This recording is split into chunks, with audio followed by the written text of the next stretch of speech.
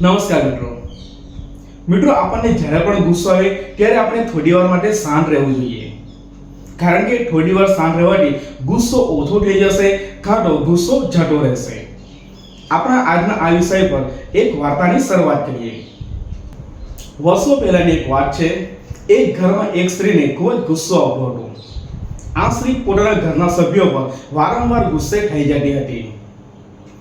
સ્ત્રી પણ સમજતી કે મને ગુસ્સો ખૂબ જ ઝડપથી આવી જાય છે અને આ ગુસ્સાના કારણે મારા ઘરમાં ખૂબ જ ઝઘડા થાય છે. છતાં એ સ્ત્રી પોતાનો ગુસ્સો ઓછો કરી ના શકતી હતી.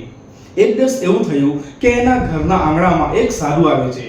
એટલે સ્ત્રી એ સાધુને જઈને પોતાની વાત કહે છે કે મને ખૂબ જ ગુસ્સો આવે છે, જેના કારણે મારા ઘરમાં હંમેશા ઝઘડાનું વાતાવરણ રહે છે.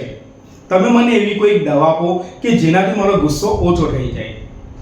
એટલે પેલા સાધુ મહારાજ એ સ્ત્રીને એક બોટલ આપે છે અને કહે છે કે તને જ્યારે પણ ગુસ્સો આવે ને ત્યારે આ બોટલમાંની દવાનું એક ટીપું તારે જીભ ઉપર મૂકી દેવાનું અને 10 મિનિટ સુધી તારે કંઈ જ બોલવાનું નથી.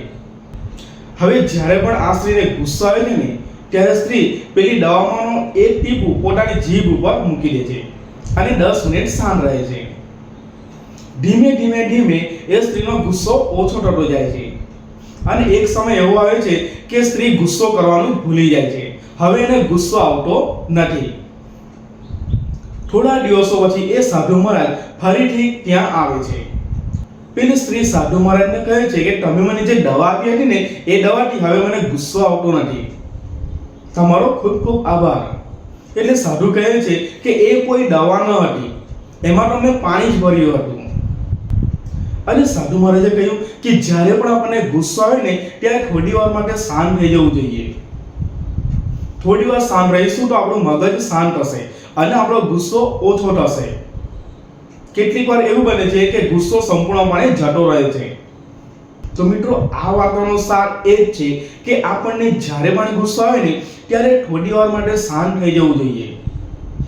થોડી વાર માટે શાંત થઈ જશું તો આપણો ગુસ્સો પણ ધીમે ધીમે ઓછો થતો જશે. તો મિત્રો, આજની અમારી આ વાર્તા તમને કેવી લાગી કોમેન્ટ કરીને જરૂરથી કહેજો. અને જો તમને અમારી આ વાર્તા ગમી હોય તો તમારા મિત્રોને પણ જરૂરથી શેર કરજો.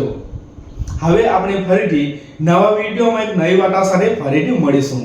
તમે મને છેલ્લે સુધી સાંભળ્યા એ બદલ આપનો ખૂબ ખૂબ આભાર.